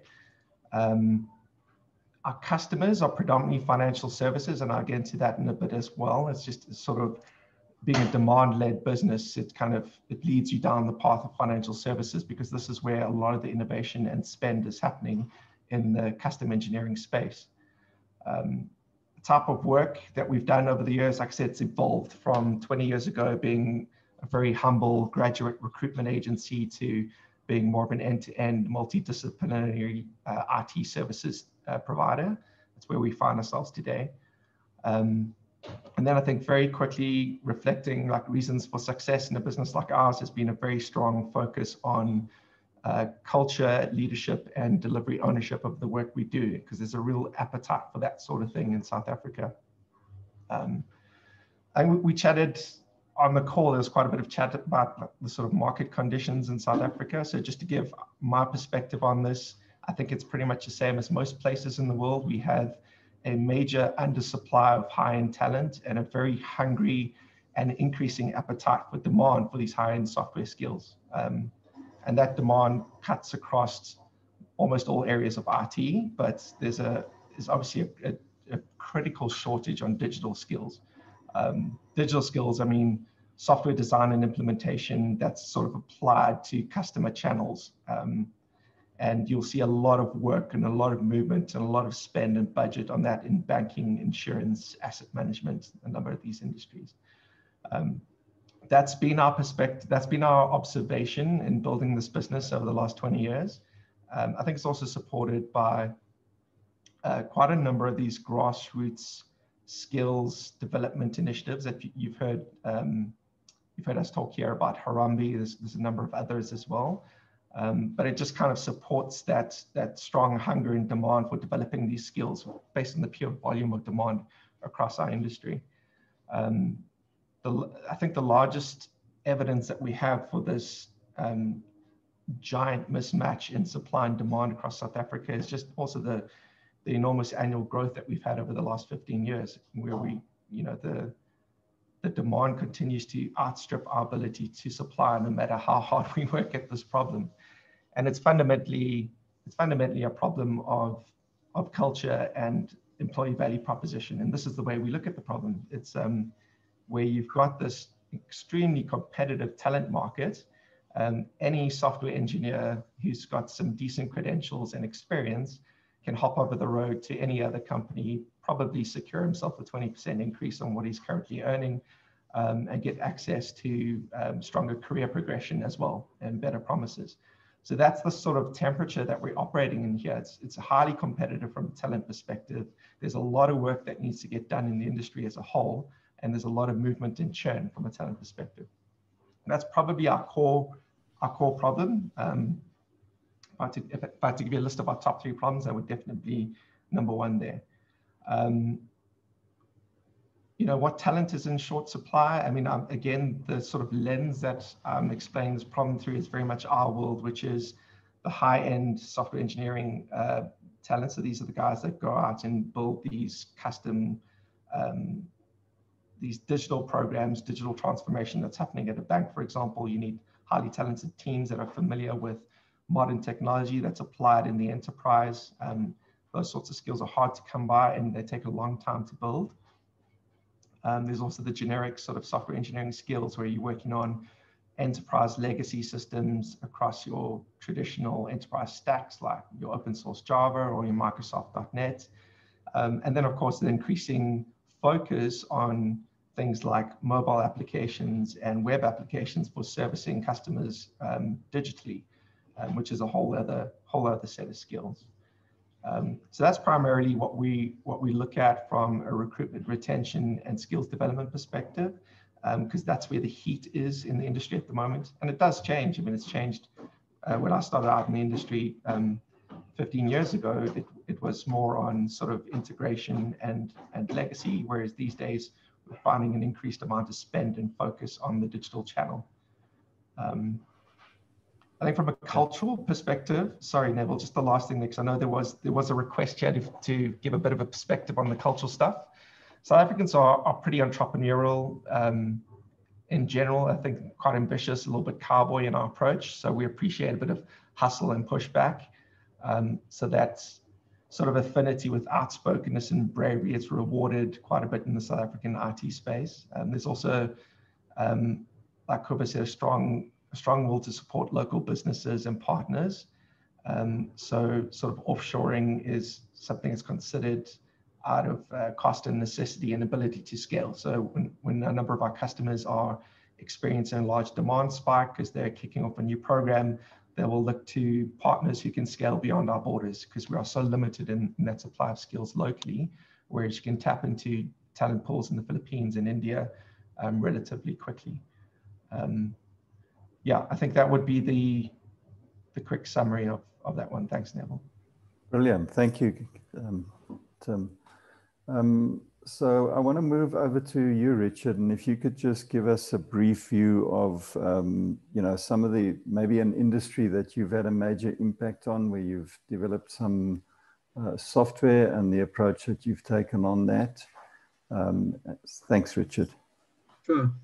Thanks, everyone. Our story is quite similar to Tim's. We've been in the market for 36 years now. Similar size organization and very similar in terms of what type of work we do, which is primarily bespoke software development and services related to that. We have found a similar challenge in the number of skills available in the country, and it's an ongoing challenge for us. And we actually opened an office in India about 10 years ago, partly due to the skills shortage challenge that we face locally. So, we operate across multiple different industry verticals in financial services, telco, government, and a number of others. But one area where we've managed to make quite a good impact in South Africa is in the public sector or the government space, where we've been able to modernize and assist a lot of government departments in moving from very paper-based processes to much more digital processes. So I'll just mention one quick example of this because it's quite a memorable one. But we were asked in 2010, just before the commencement of the FIFA Soccer World Cup, to assist the government at the ports of entry into the country with a system that would be able to track where the people that are coming through the borders are listed on Interpol or other security databases, those types of potentially undesirables. And we were given, it was a distress project that another vendor hadn't managed to deliver on. And we were given a couple of months to develop the system and implement it. And we were successful in doing so in just 2 months before the start of the Soccer World Cup.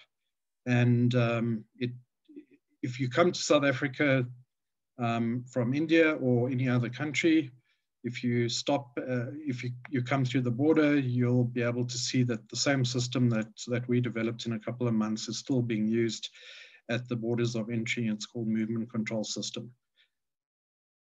Then we've been able to modernize and digitize many other areas of government and really increase the pace of things like applying for ID cards or passports or birth and death certificates, that type of thing. So that's just one area where we play. As very much the same as Tim, we are very focused on how we can increase the skills base in South Africa. That's something that we're hoping for some learnings from both NASSCOM India and BPESA, because it is a critical crisis in South Africa, and it's one where the demand for skills is so high. Just to give you an idea, our workforce is a similar size, around 800 odd people, and on an annual basis, we are taking in about 7 to 10% of our total workforce size we're adding to with learners, interns, and graduates. Obviously, that takes quite a big overhead to look after those people and make sure that they're learning. But it's something that we and many others are doing to try and increase the skills base in South Africa in the bespoke software development and the software engineering sector, where we just see massive growth internationally. So that's just a bit of a taste of us and what we do. All right, great. Thank you, Richard. We are out of time, but I do want to thank all three of you, Cobus, Tim, Richard, for that insightful input. Very interesting. I'm sure there's a lot more that we could have covered and we could have discussed, but thank you for that. And with that, I'm going to hand back over to you, Nidhi, if I'm not mistaken, to facilitate for us a question answer and then the Indian company introductions. Sure. So thanks, Neville. Very, very insightful discussions there. So, companies from the Indian side, I'll request if you have any questions, you could raise your hand and we'll activate your videos and the audios, and then you can go ahead and ask the question to the panelist.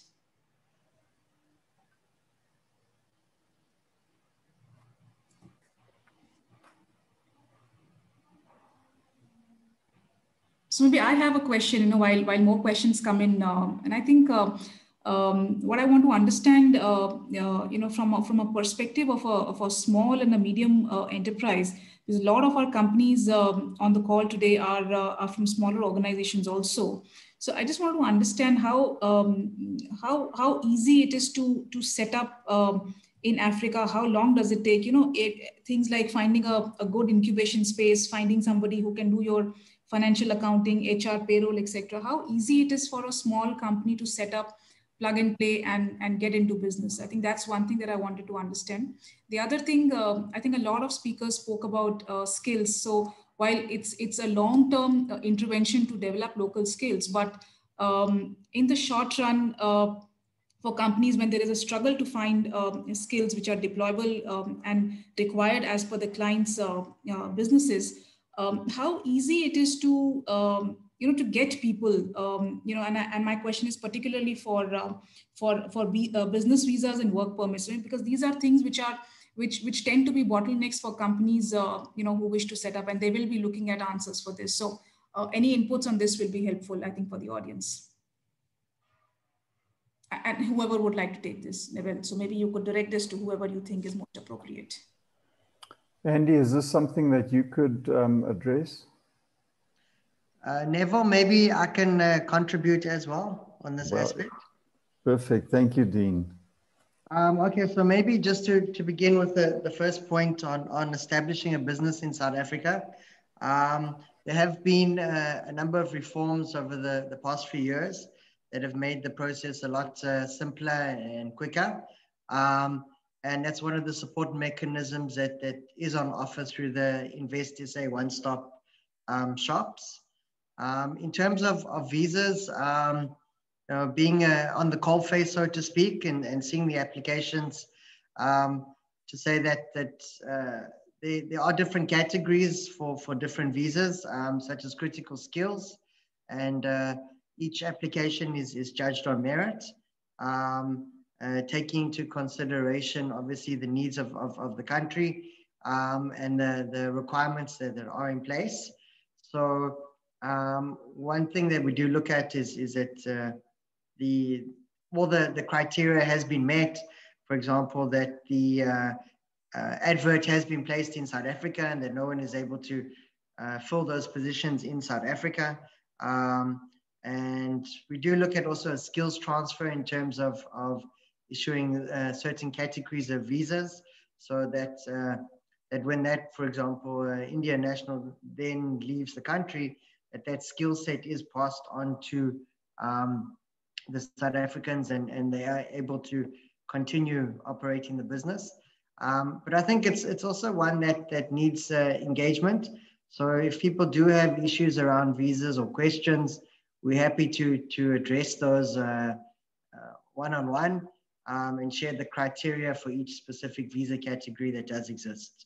But also in terms of company registration, we can share a website, www.cipc.com, and there you'll see that it's in line with any of the best practices globally, and it's quite a clear process in terms of establishing a business. Likewise, accessing of office space, you'll find is quite competitive. There's a different range, A grade, B grade. In terms of incubation centers, you'd have to engage with us to see what's available. Sure, thank you, thank you. Samrat, you had a question? Good afternoon to all panel members. This is Samrat here from CSM Technologies. I'd just like to understand from all of you regarding the digitization services that are being focused in South Africa right now. I think the market is booming towards that region, and of course, the focus would be on going ahead and providing emerging technologies like data analytics, as well as data visualization platforms. So what kind of inflow has been planned by the government, or what kind of inflow do you see coming into South Africa when it comes to these emerging technologies? That was my question. Thank you.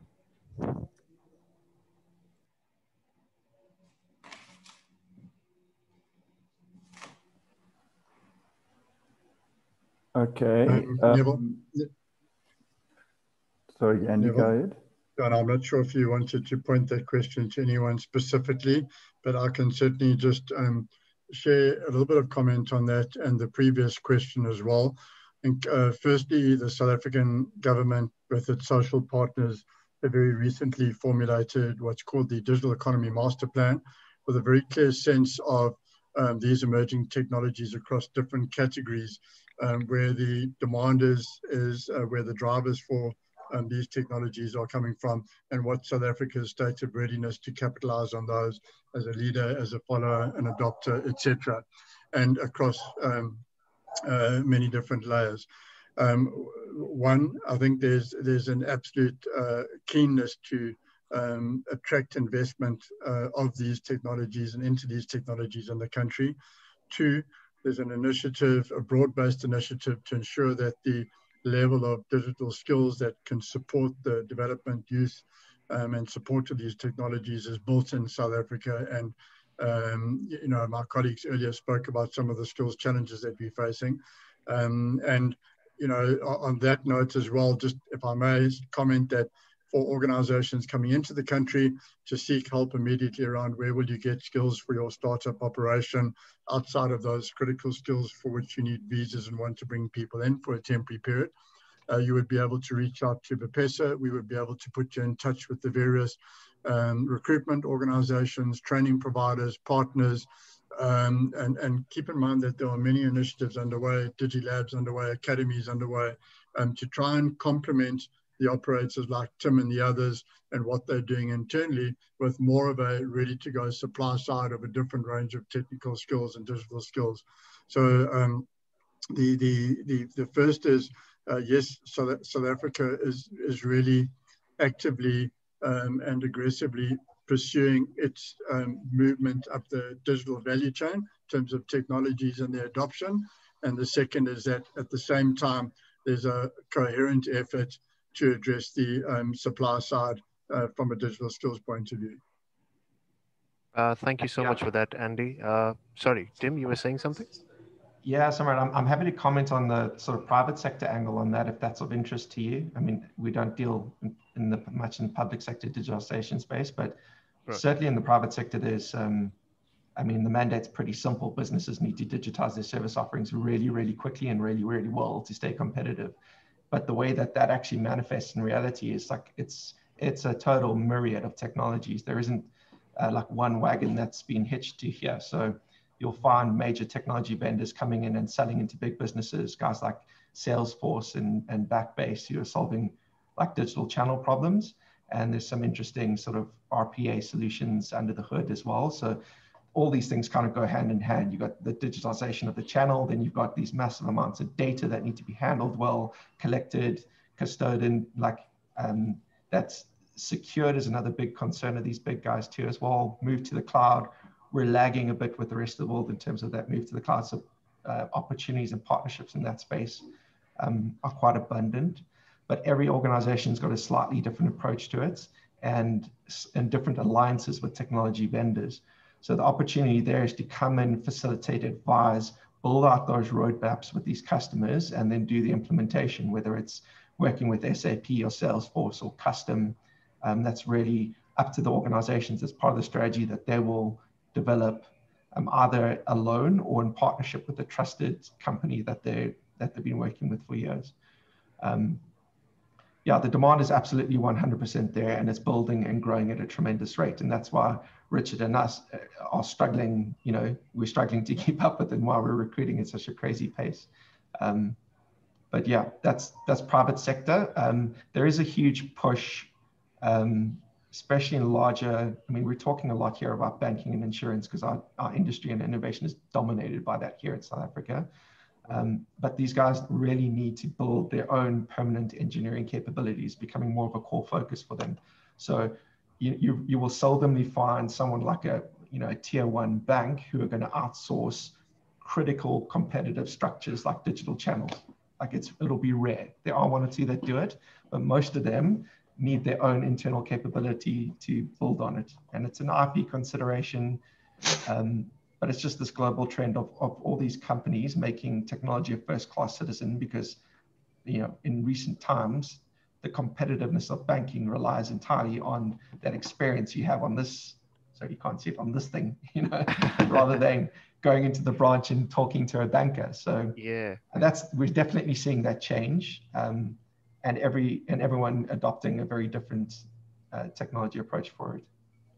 Exactly. I think you shared some good insight over there, Andy. And just to answer that, and I think this is where the partnership ecosystem plays a very major role over here. So Andy, if you could share some insight on what exactly has been proposed or what kind of help we would get from BPESA in terms of creating a nurturing partner ecosystem in South Africa, because obviously the capabilities are not only in the public and private sector, but we as system integrators would much more be reliant on a partner to go ahead and enable the public sector or the private sector with these kind of technologies.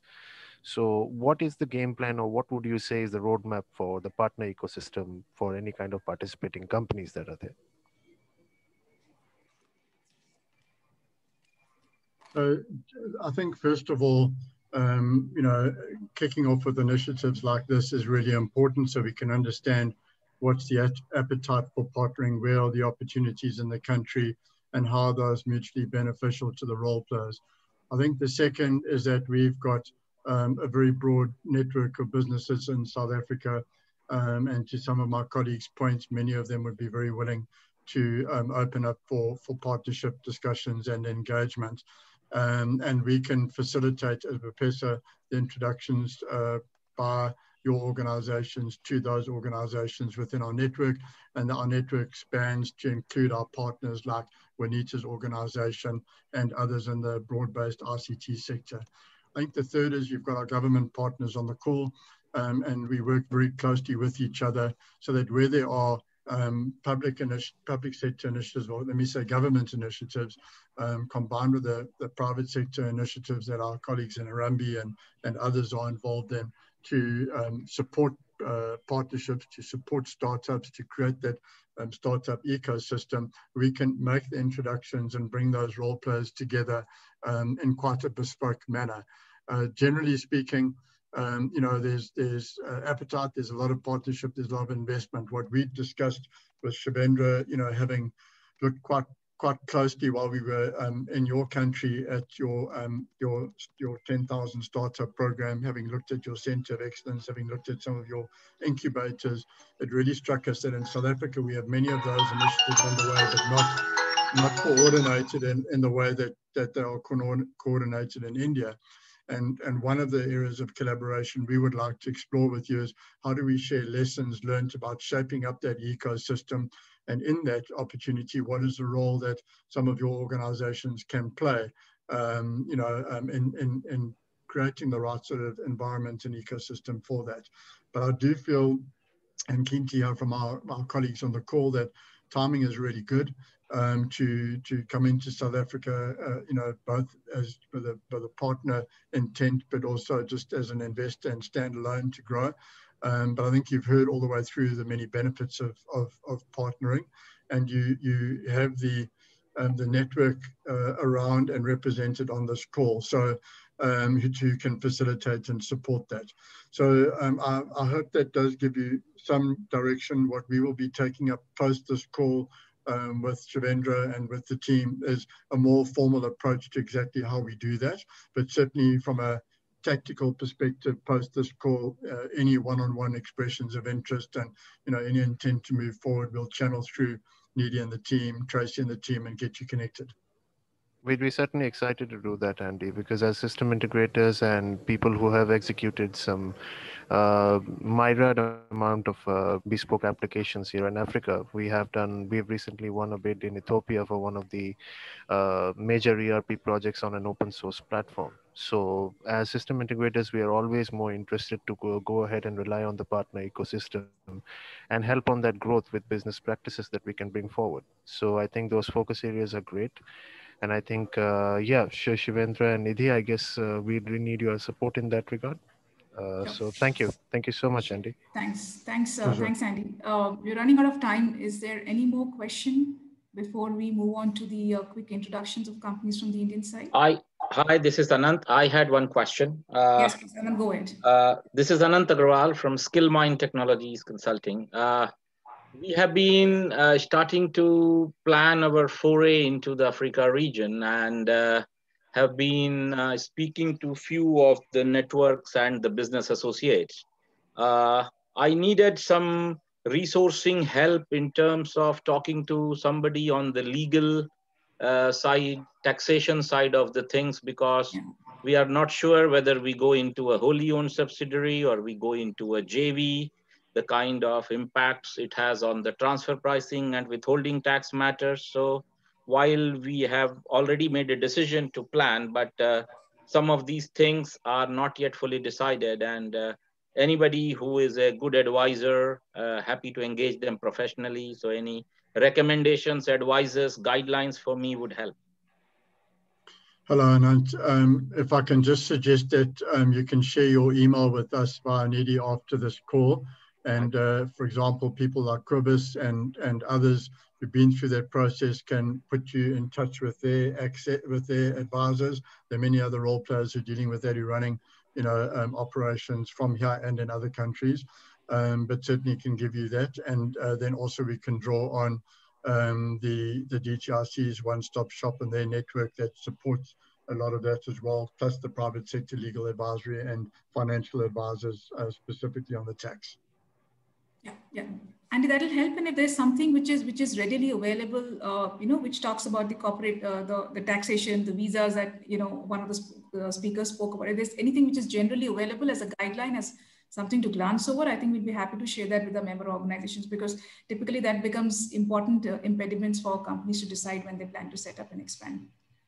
Yes, absolutely. So, shortly after this call, we can just share an overview of what all the regulatory requirements are, what the processes are, just an overview of tax, our BBBEE policy, a whole range of things that are very relevant for any investment decision. And then there may be detail that you would like to interrogate further that you can do through ourselves, channeled by yourself, Nidhi. So we'll get that together with a bigger pack available for you to share with this group after the call.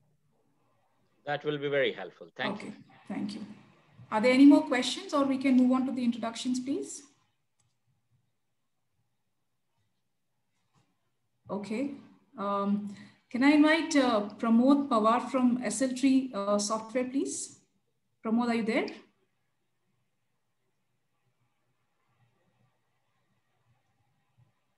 No? Okay. Rajesh Raju from Achla IT Solutions.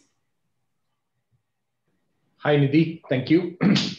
Hello, all. Good afternoon, and thanks for really taking this time to provide us great inputs on getting started something in South Africa. Achla Solutions is a IT services company, and we started 10 years ago. And our journey has been to started with the automobile market in Germany. So our customers have our BMW, Volkswagen, and quite a few big names. We are also partnered with GVK EMRI in providing the emergency services platform. So we are a blend of services and product solutions company. And we are happy to extend our services to South African market. And this will be a great platform. And thank you all. Thank you. Thank you, Raju. Niladri from AQB Solutions. Niladri, are you there?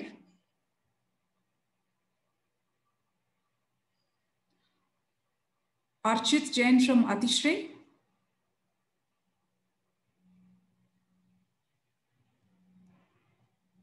No. Nachiket Deshpande, ASX Intelligence. Hello. Hello, everybody. Glad to be part of this program.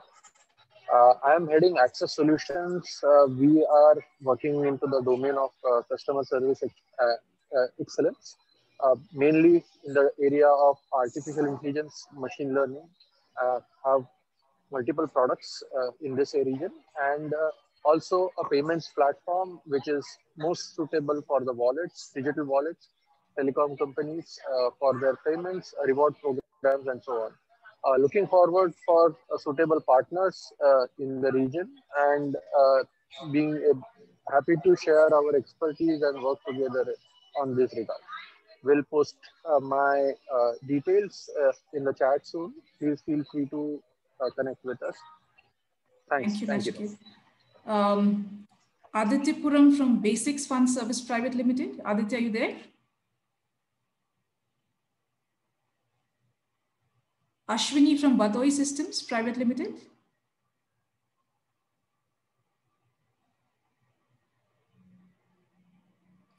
Kishore from Bitla Software Private Limited.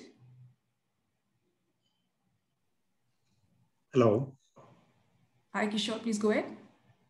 Hey, hi. Glad to connect on this forum. I'm from a company called Bitla Software from Bangalore. We supply software solution for travel, transport, and hospitality industry. And currently, we are actually looking at a partnership who can work on behalf of us in South Africa. And we are welcome whoever be interested can touch base with me. So I'll be posting my contact details through chat shoot. Please connect. Thanks a lot. Thank you, Kishore. Can I invite Prem Sarit from CSM Technologies? Yeah, hi, Nidhi. Prem is right now on another call, so I'll be taking this instead. So good afternoon to all panelists. This is Samrat from CSM Technologies, and to just give you a brief about our organization, we are an IT consulting, business services, and software solution developer here in Bhubaneswar, Odisha. We also do outsourcing as well, and we have been servicing clients in diversified and challenging territories across India, the Middle East, Africa, as I said, and SAARC regions as well. And we have a proven track record of almost 2 decades in the public sector domain. So we are potentially looking for partners to penetrate the market, South African public sector market, and also interest in emerging technologies like blockchain, IoT, and data analysis. So yeah, looking forward to meet with all of you and probably go into the partnership avenues with all. Thank you. Thank you. Jaideep from HCL or Satish from HCL? No. Shantanu from Increp?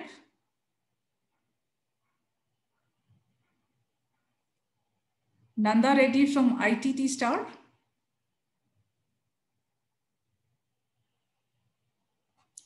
Arun Agarwal from Genitry.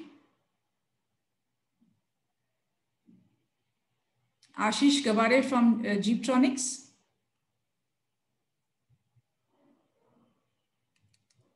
Bhupesh Torani from Jellyfish. No. Gaurav Tyagi from Lepton. Vivek Bhatnagar from Newgen. Hi, this is Girish. I'll be representing. So everybody, introduction, newsware, news and India, software OEM, global leader in low process automation and process platform. We work with large insurers and government with a very strong global as well as an footprint with large government organizations as well as large organizations as our client. We are happy to collaborate with us looking to leverage a platform and its capabilities to serve clients in South Africa. I will leave details in the chat for everyone to follow. Thank you very much. Thank you. Zainul from NMS Works.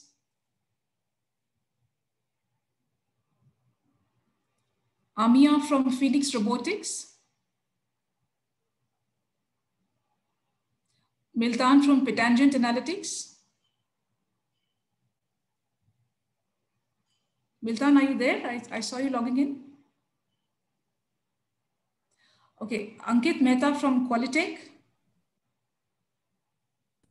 Yeah, hi, Nidhi. This is Ankit here. Hi, Ankit. So, hi, everyone. Thank you, Nidhi. This is Ankit here from Qualitech Solutions and Services. We started in 2014. We specialize in pricing optimization, CRM, data analytics, and revenue management solutions, which helps companies improve their profit margins. Our core expertise is on solutions like Vendavo, Pros, Salesforce, Vistex, Tableau, Click, and much more. On the product side, we have a product development team which can build applications on SAP or Salesforce platforms. We also have an in-house ERP and a rebate management solution to help companies manage their channel data sales and manage their rebate programs. We work with quite a few Fortune 500 companies across the globe, and we'll be happy to partner with companies in South Africa to expand our services. Thank you so much. Thank you. Vishal Vora from Aril Software. Munish from Serosoft. Hi, this is Lalit from Serosoft. We are actually a company which is giving the the educational ERPs to universities and colleges. And I'll just give a brief introduction. We bring the digital transformation to the institutions. We have varied options, like we have a student information system and the ERP for the higher ed institutes. And we are looking forward for the partners who can take it forward, the relationship. And we really want to engage with the solutions we have given to bigger universities in different countries. We are present in 14 countries, including Kenya and Ghana and all these countries also. And we are looking forward to partner with the people who can work in our program and can take it forward, that relationship to the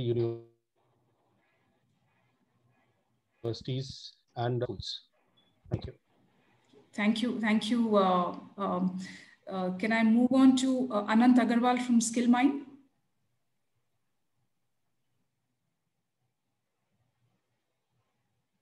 Surendra Mohan from Suren Infotech.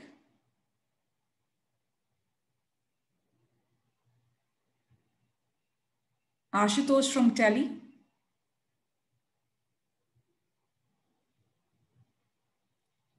Nitesh from TrackWiz.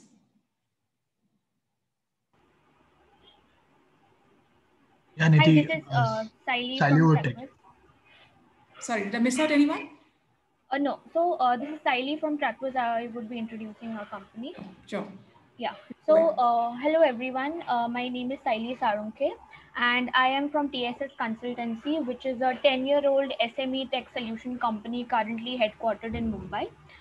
We have a product called Trackwiz, which help our customers with risk and regulatory compliance, and also help them with their operational needs. So customer onboarding process, for example. The type of organizations that we serve currently range from banks, lending business, stock market intermediaries, and asset managers. We are looking forward to expand outside India. We do have some footprint in South Africa, and currently we are looking for local partners that would help us expand further in this particular region. We'll be sharing our details in the chat box. Thank you so much. Thank you. Thank you. Can I move on to Deepthi Agarwal from Tudip Technologies?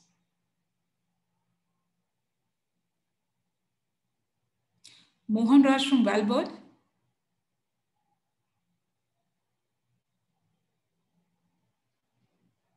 Sibu Siso from Winjit.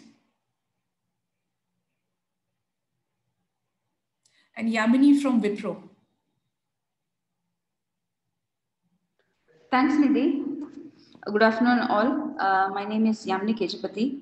I represent Wipro Technologies. We have been in the market since 2007, and Wipro is one of the global service integrator, and we have presence over 61 countries. And South Africa is one of the key strategic market that we would like to focus. We actually provide length and breadth of all the IT services, whether it is digital transformation or infrastructure or BPO kind of services. We're looking forward to see how we can also grow together in this market and also enable South Africa as a country to achieve its goal. Thank you. Thank you. Thank you, Yamini. So with that, we come to the end of the program today. And as next steps, we will be sharing the contact details of the Indian companies with BPESA. And also the recording of this session, as I said in the beginning of the program, will be shared with the member organizations of BPESA. And we will look forward to working towards creating a platform, because the entire partnership requirement has come out very, very clearly from this side. So we will work closely with BPESA to see how we can further and create a platform where partnerships can be explored between the two sides. If there are any questions, please feel free to write to us. And with that, I'd like to thank all the speakers, and particularly the team from BPESA, Tracy, Neville, Fran, and Andy, who have helped us put this wonderful program in a very, very short time. And we definitely look forward to building this partnership further. So thank you so much and have a good day. Thank you, Nidhi. If I can just say one final word from BPESA, just thank you for all your organization around this event, and thank you to all your members that have participated. We look forward to hearing from you and to working with you where that is possible. But thank you so much, Nidhi, and thank you to NASSCOM. Thank you. Thank you so much.